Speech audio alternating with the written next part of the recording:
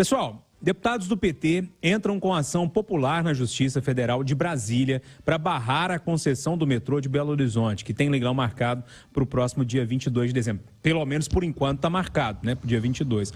A ação, Ricardo, é assinada pelo presidente do PT, ou melhor, pela presidente do PT, deputada Gleisi Hoffmann, pela secretária da Legenda, a Gleide Andrade, e pelos deputados petistas, nomes conhecidos nossos aqui de Minas. Rogério Correia, Odair Cunha, Leninha, Beatriz Cerqueira e também a Macaé Evaristo.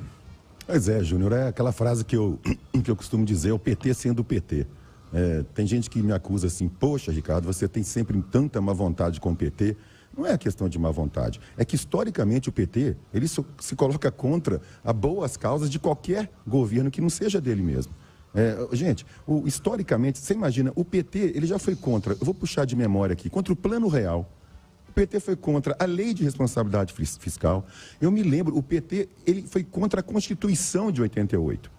E nesse caso aqui agora do nosso metrô, o que me chama a atenção e me incomoda bastante é que essa ação ela é assinada pela deputada Gleisi Hoffmann. Ok, gente, eu sei que ela é a presidente do partido, mas, poxa vida, é uma paranaense. O que ela entende de Minas Gerais? O que ela entende de Belo Horizonte? Qual que é a vivência dela na nossa capital para poder assinar uma ação contra um metrô, contra a ampliação do metrô, que é tão importante para todos nós? Mas tem um monte de outros nomes aí que conhecem BH. Sim, é isso que eu ia chegar. Ainda é o pior, Júnior, porque quando a gente fala dos deputados aqui, você acabou de falar, quando a gente fala de Rogério Correia, por exemplo, de Beatriz Cerqueira, poxa, será que essas pessoas querem continuar para sempre a gente ter uma linha de metrô, que eu nem chamaria tanto de metrô, mas uma linha, né, péssima, que não serve quase a ninguém? Por que isso? Eu não consigo compreender. A gente tem também, acho que já são 22 anos de, vamos chamar assim, de poder petista. Esse pessoal está aí e nunca trouxeram um centavo para o metrô de Belo Horizonte nesse tempo inteiro. E aí, na hora que vem um governo, que foi esse governo que está terminando agora, que consegue mandar alguma coisa que está longe de ser o ideal suficiente, mas já é alguma coisa, os caras vão lá e querem brecar só para poder dizer lá na frente que não fui eu que fiz a ampliação e o principal, né, Júnior? Fui eu que liberei a grana, porque a gente sabe como funciona na política. Quem libera o dinheiro é para quem as pessoas ficam devendo favor. Ô Malca Magos, eu sou muito a favor da privatização do metrô. O que a gente tem aí, essa espécie de metrô que a gente tem, né? Que leva do nada para lugar nenhum, que não funciona direito. Enfim, para mim não funcionou. Quando o modelo não funciona, a gente precisa tentar outro modelo. Agora, eu queria fazer o advogado do diabo, né? Depois que eu pontuo que eu sou a favor dessa privatização.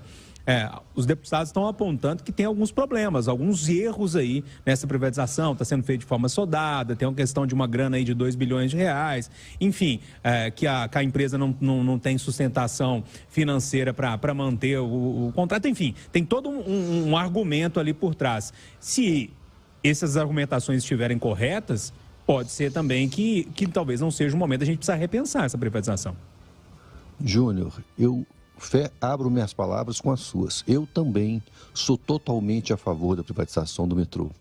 E imagino que a Gleisi Andrade, a Gleide, o Rogério Correia, o Odair Cunha, a Leninha, a Beatriz Cerqueira e a Macaé Evaristo também sejam. A grande questão que tem que ser discutida sim é o prazo. Dia 22 de dezembro, faltando 8 dias para terminar um governo. E como bem o Ricardo disse, na política, quem assina, quem coloca o nome, quem executa, ganha os louros daquela obra. Mas é sempre bom lembrar, o CPF de quem conduz o processo é o que será responsabilizado por tudo que acontecer. E o CPF que estará por trás do servidor público, do ministro, do técnico, será do novo governo. Por isso, eu acho, e defendi isso aqui a semana passada, correta a posição do senador Alexandre Silveira com o projeto de lei de não haver transferência de bens públicos depois do resultado das eleições. Ou seja, todo o governo que queira fazer privatizações deve cuidar e deve se planejar para executar este processo durante o exercício do mandato, mas antes do término das eleições. Isso é uma segurança jurídica para os cidadãos, é uma segurança jurídica para as empresas e é uma segurança jurídica também para os gestores, que colocarão o CPF e serão os ordenadores da despesa e, por consequência, responsáveis por todo o contrato. Eu não tenho mesmo capacidade técnica para analisar todo esse processo. Acho difícil achar uma pessoa que tenha, né? Pelo menos entre nós aqui, é um processo mais complexo. Mas, assim, repito, sou muito a favor da privatização. Mas, ao mesmo tempo, eu falo, e se tiver algum erro ali, algum problema mesmo? Claro, eu acho pertinente isso que o Malco falou, a respeito da responsabilização criminal e civil pessoal, né, no próprio CPF da pessoa. Mas a gente, para poder justificar isso, a gente teria que partir do princípio que esse processo, que todos os estudos que foram feitos até chegar ao edital do que vai ao leilão, tenham sido feitos de forma assodada ou errada. E tinha CPF anterior. Então eu quero crer que tudo tenha sido feito com o maior critério. E a outra coisa também, compreendo também a preocupação do Malco, compreendo a preocupação do senador Alexandre, mas se o calendário político, né? Se o calendário de obras, se o calendário de infraestrutura urbana, que a gente precisa tanto, tiver que seguir o calendário político, Júnior, aí que nada sai do lugar mesmo, porque a gente tem eleição de 2 em 2 anos e no plano federal de 4 em 4 anos.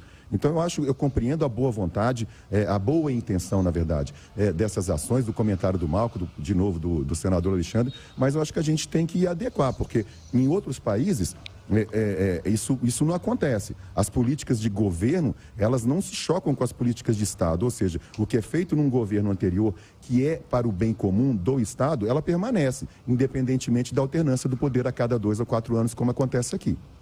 Ricardo, tem um ponto importante sobre a sua fala, é que no ano eleitoral, antes da eleição, já vem uma série de constrangimentos ao administrador público. Ou seja, ele não pode transferir renda, ele não pode inaugurar obras. Então, já há um controle da administração pública que segue o calendário eleitoral. Isso terminava no dia da eleição. E agora não, estão estendendo um pouco mais em relação a algumas ações que estavam permitidas até determinado momento, mas que são vedadas para proteger o quê? Principalmente o patrimônio público e o interesse do cidadão.